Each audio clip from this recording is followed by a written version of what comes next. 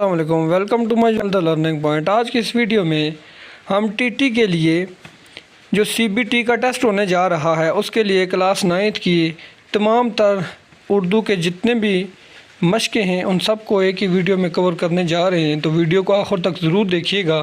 تو چلیے ویڈیو کو شروع کرتے ہیں۔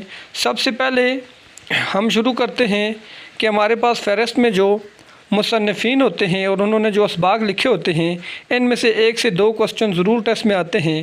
تو پہلا ہمارے پاس سبق ہے اخلاق نبی صلی اللہ علیہ وسلم، یہ مولانا شبلی نعمانی نے لکھا ہے۔ اسلام میں گداگری کی مذمت الطاف حسین علی نے لکھا ہے۔ قومی اتفاق سر سید احمد خان نے لکھا۔ انسان کسی حال میں خوش نہیں رہتا، محمد حسین آزاد نے لکھا۔ نسو کا خواب مولوی نذیر احمد نے۔ حاجی اکبر منشی پریم چند نے۔ دستک مرزا ادیب نے لکھا۔ غلام فرت اللہ بیگ، آرام و سکون امتیاز علی تاج، نیلی جھیل شفیق الرحمان اور سفارش طلب۔ یہ ریسنٹلی جو ٹی ٹی کا اسکریننگ ٹیسٹ ہوا تھا اس میں بھی آیا تھا کہ کرنل محمد خان نے لکھا۔ اس کے بعد نظم جو برسات کی بہاریں ہیں یہ نذیر اکبر الہ آبادی نے لکھی ہے اور طلوع اسلام علامہ اقبال نے لکھی ہے۔ نیکسٹ چلتے ہیں ہم مشقوں کی جانب۔ مشقوں میں ہمارے پاس جو گرامر ہے، جملے کے 2 بڑے اجزاء ہوتے ہیں جن میں ایک تعلق پایا جاتا ہے جو کلام کو پورا کر دیتا ہے اور سننے والے کو اس جملے میں کمی محسوس نہیں ہوتی۔ اس تعلق کو اسناد کہتے ہیں۔ جملے میں جس شخص یا چیز کے بارے میں کچھ کہا جائے اسے مسند علیہ کہتے ہیں اور جو کچھ کہا جائے اسے مسند کہتے ہیں۔ مثلاً فواد نیک ہے، عدنان لکھتا ہے۔ ان مثالوں میں فواد اور عدنان مسند علیہ ہیں، نیک ہے اور لکھتا ہے مسند ہیں۔ آپ مندرجہ ذیل جملوں میں سے مسند علیہ اور مسند کی پہچان کر سکتے ہیں، جیسے میرا پڑھتی ہے وغیرہ وغیرہ۔ اس کے بعد ہم سرسری طور پر اس کو ڈسکس کر رہے ہیں۔ فعل ناقص۔ فعل ناقص وہ فعل ہے کہ جب تک فاعل کے علاوہ کوئی اور اسم یا صفت اس کے ساتھ نہ ملے وہ بات کو مکمل نہیں کرتا، جیسے ہے، ہیں، ہوں، تھا، تھے، تھی، تھیں وغیرہ۔ اور نیکسٹ ہے جس جملے میں مسند علیہ اور مسند دونوں اسم ہوں اور فعل ناقص آئے اسے اس جملہ اسمیہ کہا جاتا ہے۔ جملہ اسمیہ کے فاعل کو مبتدا اور صفت کو خبر کہا جاتا ہے۔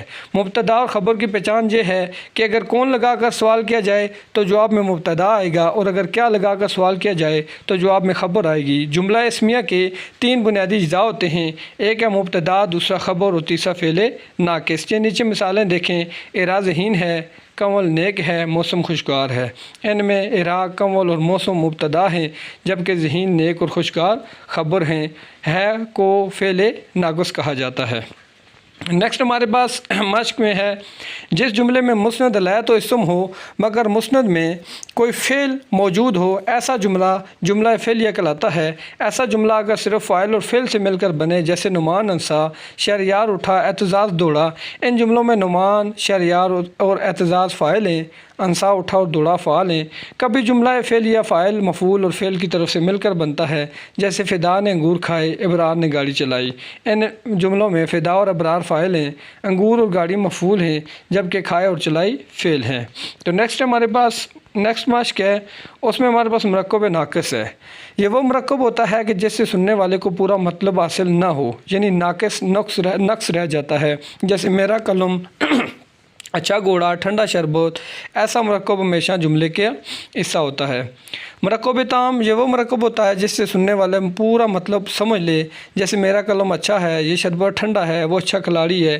اچھا، مرکب تام کو مرکب مفید بھی کہتے ہیں اور اسی کو جملہ بھی کہا جاتا ہے۔ یعنی ایک سوال یہ بھی آ سکتا ہے کہ مرکب تام کو کیا کہا جاتا ہے، تو اس کا جواب یہ ہے کہ مرکب تام کو مرکب مفید بھی کہا جاتا ہے اور اس کو جملہ بھی کہا جاتا ہے۔